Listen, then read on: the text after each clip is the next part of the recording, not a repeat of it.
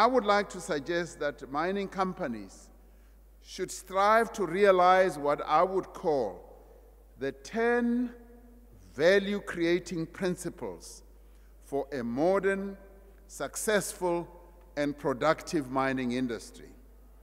My principle number one, is that companies should foster inclusive growth in areas where they operate. Gone are the days where mining companies can just arrive in a locality and just sink a shaft and not care about the people that it finds in the surrounding area and believe that only it exists to the exclusion of everyone. Long are the days when a mining company can just go to a locality deep in some rural area and build a road just for itself and reticulate water just for itself. That is not inclusive growth. And we are saying, if we want to have a mining industry that is modern, that is successful and productive, we now need to pay attention to some of these very important principles. It has been shown that companies that care about the upliftment of workers, of communities, are the most successful companies.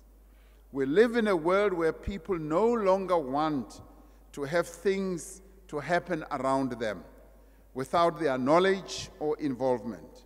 They want to be engaged, and they want their views to be heard and heeded. Companies, government, and labor must work together to create shared value and ensure that the benefits of mining are spread and shared by everyone.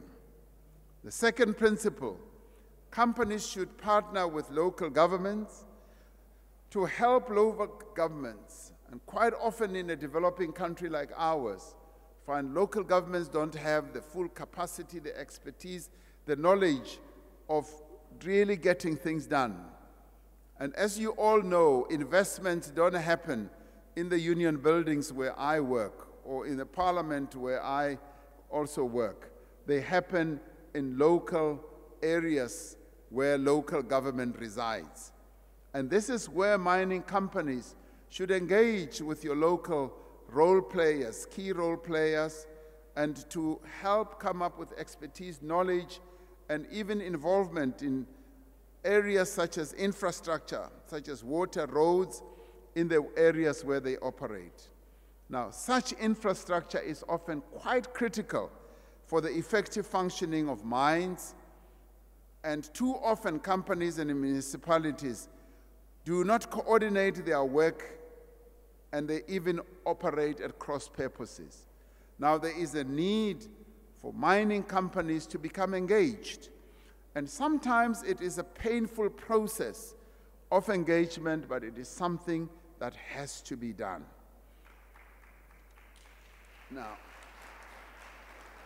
Now the third principle for me, companies need to see investment also in the living conditions of their workers as more than a regulatory obligation. Through, for example, building decent houses for workers, companies can ensure that workers are much more productive and can demonstrate their commitment to build sustainable working communities. And such social investment, in my view, is important because it brings an end to the dehumanizing effort of what we have had in this country of the migrant labor system, which belongs to the relics of our past system of apartheid. Now, companies, if they want to be modern, if they want to demonstrate their care for their workers, need to pay attention to the living conditions of their workers. And I'm pleased to say that a number of companies are heeding this call and are coming to the fore and offering wonderful solutions. The fourth one is companies should invest in education and training. We applaud those companies that are far-sighted enough to set up early childhood development centers as well as those that are helping to develop hardcore skills that are needed now, such as mining engineering, metallurgy, artisan training, and many other skills. We urge companies to embrace also the recommendations of the International Labour Organization Global Commission on the Future of Work. I had the privilege of participating together with the Prime Minister of Sweden in leading this commission to come up with a report. And as you remember, the ILO is an association of employers as well as labor. And they have, as they celebrate their 100th year in 2019, having been formed in 1919, they are now dealing with what the future of work is and dealing with issues that are important to the lives of working people, as well as companies. And this involves making sure that people have skills, they reskill, and they also upskill. And this will enable workers to be equipped to manage the work transition that will result from the technological changes, globalization, climate change, and what have you. The fifth principle for me is that companies should partner with training colleges, contributing to the development of curricula and providing work experience for students. Among other things, this will ensure that companies can draw on a pool of well-trained graduates with relevant skills and experience. And I'd like this to be treated very seriously by companies as you come across these colleges and even universities. Pay attention to them, to the curriculum. Be interested in what they are teaching, because it is those people who are being taught who will one day find their way to your door, and you want to have well-trained young people who will come and add value to your businesses. The sixth principle for me is that companies should embrace beneficiation.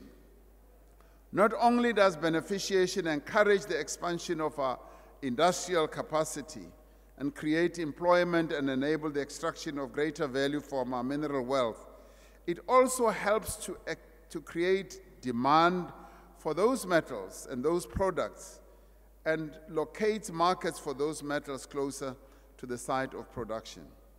Several companies have seen the logic of local beneficiation and have started demonstrating that they are keen to work with government to develop downstream industries. I've had a wonderful experience in just the past 2 weeks where I've interacted with companies that say beneficiation used to be a swear word to us as miners. We used to say, we are miners, we are not beneficiators.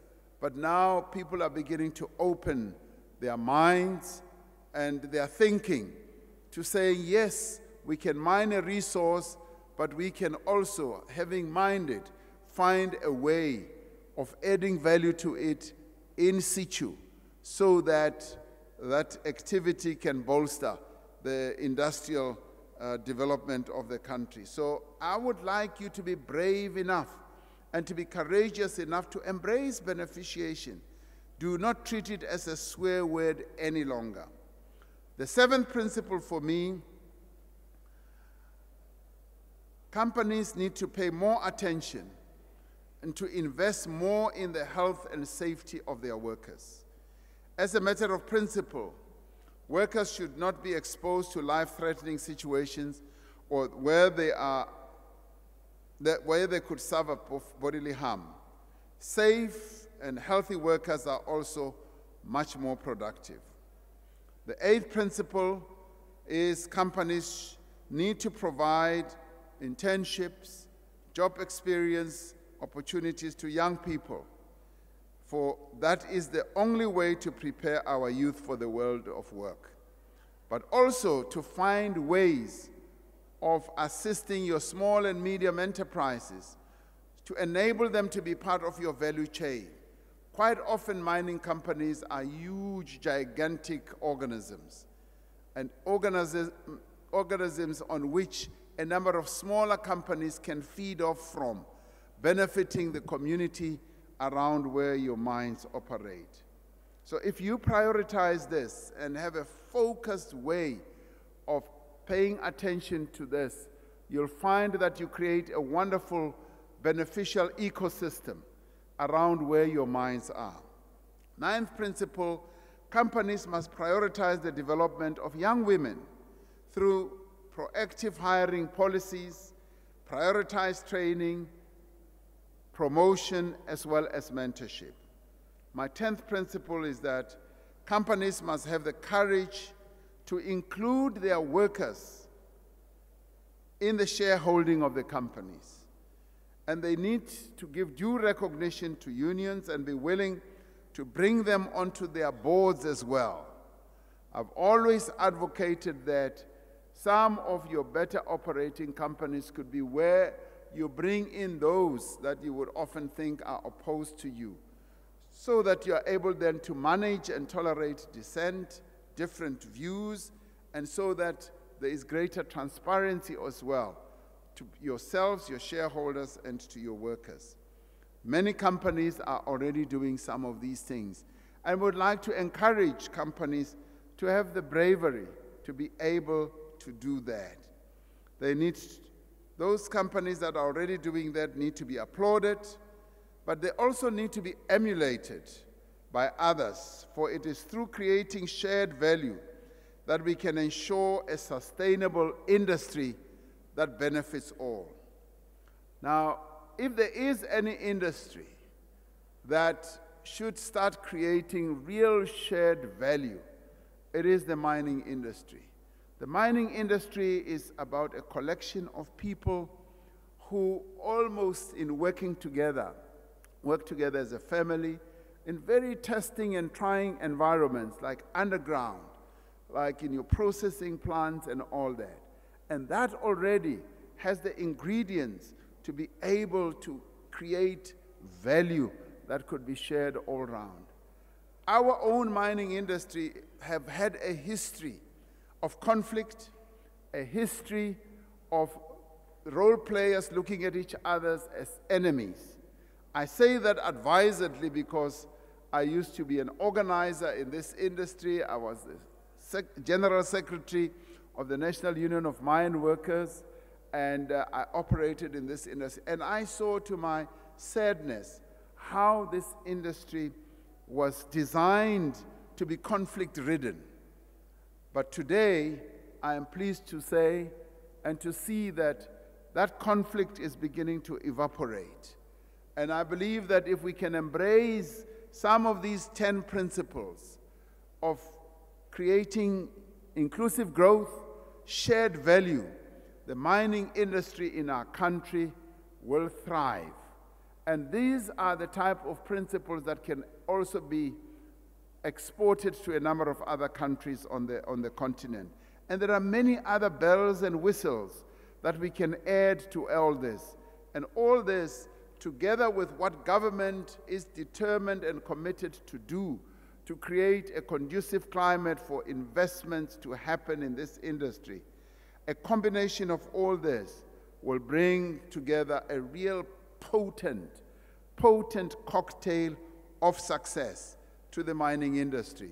I want to end by saying we are committed to the mining industry in this country and indeed on the continent. And that is why even President Nana Akufo-Addo is here and a number of ministers are here. It shows our clear demonstration that this is a sunrise industry. And we would like you, as investors, as operators, as managers, as chief executives, to see your own industry as a sunrise industry. Come join us as we grow this industry to the superlative levels where the mining industry belongs on the African continent. Thank you very much.